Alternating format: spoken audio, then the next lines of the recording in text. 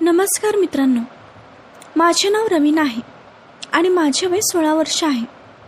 मी दिसायला खूपच सुंदर आणि जवान आहे. मला कोणी भाऊ बहीण नव्हते.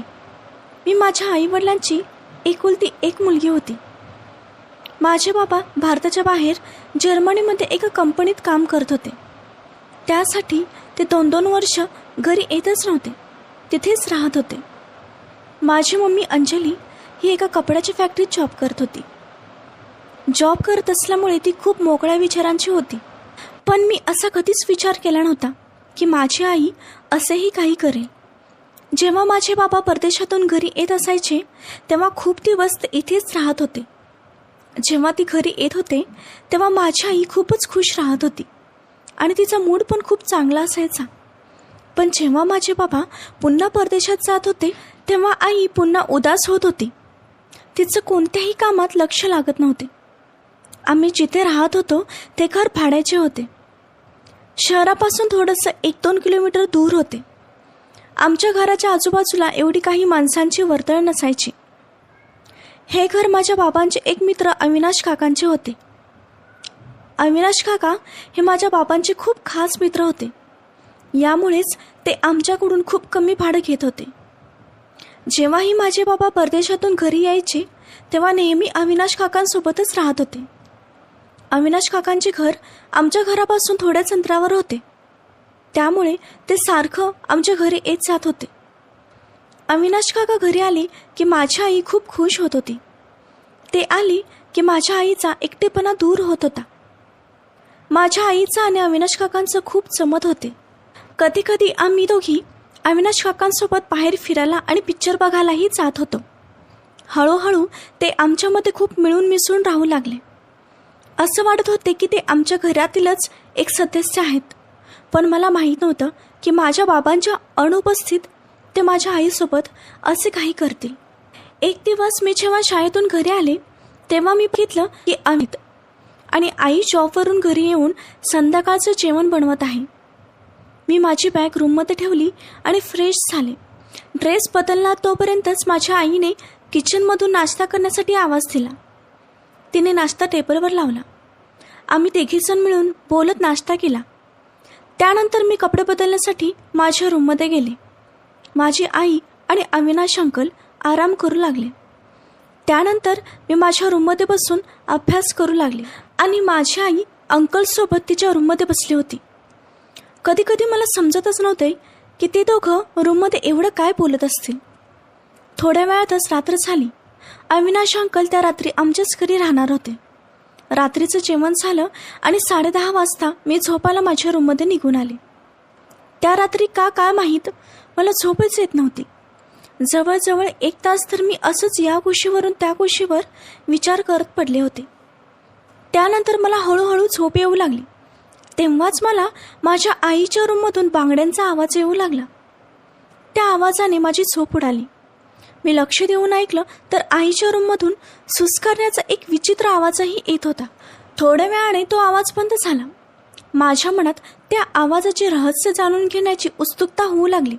म्हणून मी उठून माझ्या रूम बाहेर आले आणि आईच्या रूमच्या खिडकीजवळ येऊन खिडकीतून हळूच आतमध्ये बघण्याचा प्रयत्न करू लागले. जेव्हा मी रूममध्ये पाहिले तेव्हा मी एकदम शॉक झाले. कारण एवढ्या रात्री आईच्या बेडरूममध्ये अविनाश अंकल पण होते. माझी आई आणि अविनाश अंकल दोघं एवढ्या रात्री बोलत बसले होते. अंकल माझ्या आईला म्हणाले, अंजली, तुझा नवरा माझा खूप चांगला मित्र आहे. परदेशात जाण्याआधी त्याने माझ्याकडून वचन घेतले होते की मी तुझी आणि रवीनाची चांगली काळजी घ्यावी. हे सगळं ऐकून मला असं वाटलं की ते दोघं नॉर्मल बोलत आहेत, म्हणून इथे दोघांना डिस्टर्ब न केलेलं बरे. म्हणून मी माझ्या रूममध्ये येऊन झोपले. दुसऱ्या दिवशी सकाळी जेव्हा मी उठले तेव्हा 9:30 वाजले होते.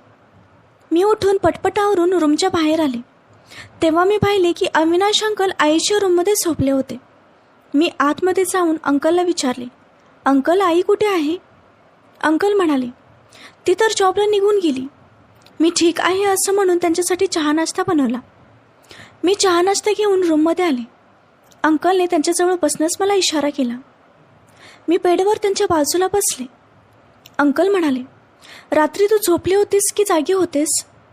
अंकलने प्रेमाने माझ्या डोक्यावरून हात फिरवत मला हा प्रश्न विचारला. अचानक त्यांच्या अशा प्रश्नामुळे मी हडबडले. मला अंदाज आला की बहुतेक अंकलला माहीत झालं होतं की मी रात्री आईचे आणि अंकलचे बोलणं ऐकत होते. म्हणून मी त्यांना म्हणाले, अंकल, मला रात्री तहान लागली होती, यामुळे मी उठून किचनमध्ये पाणी पिण्यासाठी गेले होते.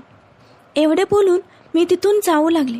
तेव्हाच अंकलने माझा हात पकडला आणि पुन्हा त्यांच्याजवळ बसवून घेतले. त्यांच्या अशा वागण्यामुळे मी एकदम घाबरले. त्यानंतर त्यांनी त्यांचा हात माझ्या पाठीवरून आणि खांद्यावरून फिरवत मला म्हणाले, तू पण आता मोठी आणि खूप समजूतदार झाली आहेस. तुझी सुंदरता आणि जवानी खूपच झळकून येत आहे. त्यांच्या अशा वागण्यामुळे मी खूप घाबरले.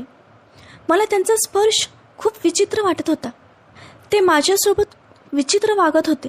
म्हणून मी लगेच तिथून निघून माझ्या रूममध्ये आले आणि शाळेला जाण्याची तयारी करून शाळेत निघून गेले. त्यानंतर एके दिवशी असे काही झाले याचा मी विचारही नाही करू शकत. संध्याकाळचे 9:30 वाजले होते. अविनाश अंकलची कार घरासमोर येऊन थांबली. अंकलची एवढ्या रात्री येणं हे काही आमच्यासाठी नवीन नव्हते. पण जेव्हा मी दरवाजाकडे जाऊन पाहिले तेव्हा अंकलसोबत अजून एक कोणी तर माणूस होता. अविनाश अंकल आत येऊन माझ्या आईला म्हणाले, अंजली कशी आहेस? याला भेट, हा माझा मित्र आहे अजय. आई हळू आवाजात म्हणाली, मी ठीक आहे, आणि अंकलच्या मित्राकडे पाहू लागली. त्यानंतर अंकल म्हणाले, अजय, आणि ही माझी सुंदर पुतणी रवीना आहे. मी कोणतेही उत्तर न देता माझ्या रूममध्ये निघून आले आणि दरवाजाजवळ उभी राहून त्यांचं बोलणं ऐकू लागले. त्यानंतर अविनाश अंकल माझ्या आईला बेडरूममध्ये घेऊन गेले. अजय अंकल हॉलमध्येच बसून टी व्ही बघत होते. अंकल माझ्या आईला म्हणाले, अंजली, हा माझा मित्र आहे अजय. आजची रात्र तो इथेच राहील. ते माझ्या आईला समजावत होते, पण आई या गोष्टीला नकार देत होती. आई म्हणाली, अविनाश, तुझी गोष्ट वेगळी आहे.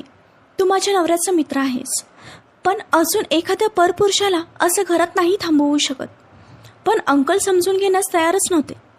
माझी आई म्हणाली, घरामध्ये माझी एक तरुण मुलगी आहे. ती काय विचार करेल माझ्याबद्दल? ती आता छोटी नाही.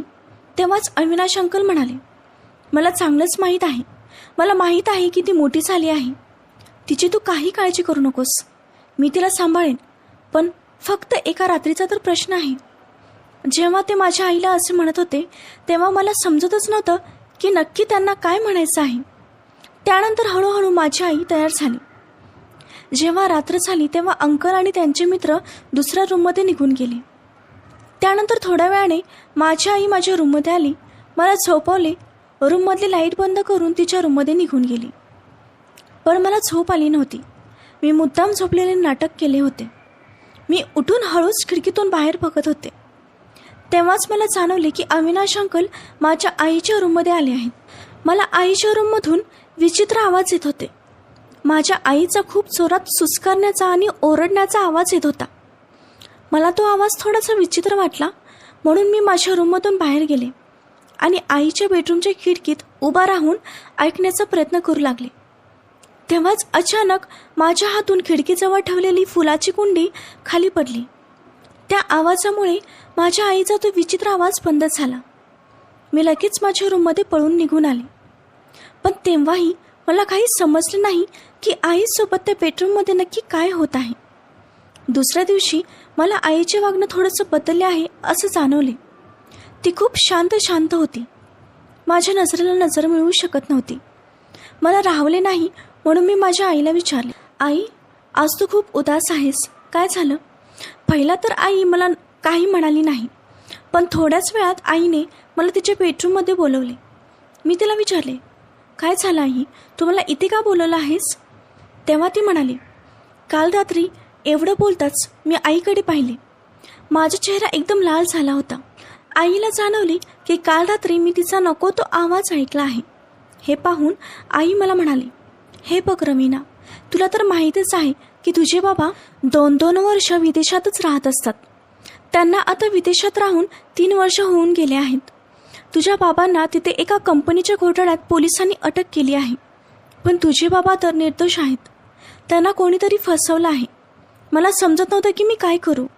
हे बोलताच माझ्या आईच्या डोळ्यातून अश्रू येऊ लागले. ते हुंदकी देऊन रडू लागली आणि पुन्हा म्हणाले, मी त्यांना सोडवण्याबद्दल तुझ्या अविनाश अंकलला उपाय विचारला. तेव्हा मला अविनाशने सांगितलं की त्यांना सोडवण्यासाठी 10 ते 15 लाख रुपये लागतील. माझ्याकडे फक्त 2 लाख रुपये जमा झाले होते. यासाठी मी अविनाश आणि त्यांचे मित्र अजय या दोघांकडून थोड्या पैशांची मदत घेतली. पण त्यांना एवढे पैसे लगेच देण्यासाठी माझा एवढा पगारही नाही. याचाच फायदा घेऊन त्यांनी मला पैसे वापस देण्यास प्रेशर करू लागले. ते दोघं मला खूप त्रास देऊ लागले. पण एक दिवस तुझ्या अविनाश अंकलने पैशांच्या बदल्यात माझ्यासमोर एक अट ठेवली. जेव्हा पण तो म्हणेल तेव्हा मला त्याच्यासोबत झोपावं लागेल. मी त्यांच्याकडून पैसे घेतले होते. यासाठी मी त्याला नाही म्हणू शकले नाही. नाहीतर तो आपल्या दोघींना या घरातून हाकलून दिले असते. वरून कसेही करून मला त्याचे पैसे द्यावे लागले असते. यासाठी मला त्याच्यासोबत झोपावे लागत होते. तो रात्रभर मला खूप त्रास देत होता. हळूहळू आता ती माझी सवय झाली होती. पण काल रात्री तर त्याने हद्दच पार केली व त्याच्या मित्राला पण घरी घेऊन आला आणि ते दोघं मिळून मला त्रास देऊ लागले. ते दोघं मिळून एकाच टायमाला माझ्यासोबत ते सर्व करत होते. याचा मला खूप त्रास होत होता. पण अविनाशचे माझ्यामधून आता मन भरले होते. त्याने तुला जवान आणि सुंदर झालेलं पाहिलं म्हणून तो मला म्हणाला की तुझी मुलगी पण आता तरुण आणि सुंदर झाली आहे, मग तिच्यासोबत पण थोडी मजा घ्यायला पाहिजे. मी या गोष्टीबद्दल नकार देत होते की माझ्या मुलीसोबत असं काही नाही व्हायला पाहिजे. पण तो मला म्हणाला तुझ्याकडे फक्त आता 10 दिवस आहेत. 10 दिवसात एक तर मला पैसे दे, नाही तर हवाली कर. मी ते दोघांना खूप समजावले पण ते दोघं ऐकले नाहीत. माझी आई हे सर्व सांगताना खूप रडत होती. ती आतून खूप तुटली होती. मी माझ्या आईला दिलासा दिला आणि तिला समजावत म्हणाले, आई, त्या दोघांनी तुझ्या मजबुरीचा फक्त फायदा घेतला आहे. पण आता इथून पुढे असं काही होणार नाही. मी सगळं काही ठीक करेन. माझ्या या बोलण्यामुळे माझ्या आईचे मन थोडंसं हलकं झालं आणि मला म्हणाली, रवीना, तू असं काय करणार आहेस? मी तिला सांगितलं, माझ्या शाळेत एक माझा मित्र आहे. त्याचे बाबा फायनान्स आणि लोनमध्ये काम करतात. त्यांच्याकडून आपण लोन घेऊन या दोघांचे पैसे देऊया. हे ऐकून माझ्या आईला थोडासा धीर भेटला. मी माझ्या आईला म्हणाले, आई, मला समजत नाही की हे सगळं काय होत आहे. पण मी तुला फक्त एवढे सांगेन की मी तुझी मुलगी आहे आणि मी तुझ्यावर खूप प्रेम करते. तू स्वतःला एकटी समजू नकोस. माझं हे बोलणे ऐकून आईने मला मिठी मारली. तिला समजून आली की मीच तिचा आधार आहे. त्यानंतर 4-5 दिवसातच माझ्या आईने माझ्या मित्राच्या बाबांकडे लोन घेऊन अविनाश अंकल आणि अजय अंकलला त्यांचे सगळे पैसे देऊन टाकले. आणि माझ्या आईने अंकलला स्पष्ट सांगितले की आता ती अंकलसोबत कोणत्याही प्रकारचा संबंध ठेवणार नाही. त्यानंतर आम्ही दोघींनी अविनाश अंकलचे घर सोडून शहरातच एक दुसरं घर भाड्याने घेऊन राहू लागलो. काही दिवसातच माझ्या बाबांची सुटका झाली आणि ते कायमसाठी इथेच राहायला आले. त्यांनी एका फॅक्टरीत काम करायला सुरुवात केली आणि आम्ही तिघे आता खुशी खुशी राहू लागलो. मित्रांनो, कथा कशी वाटली कमेंटमध्ये नक्कीच सांगा. कथेला जास्तीत जास्त लाईक करा, शेअर करा आणि चॅनलला सबस्क्राईब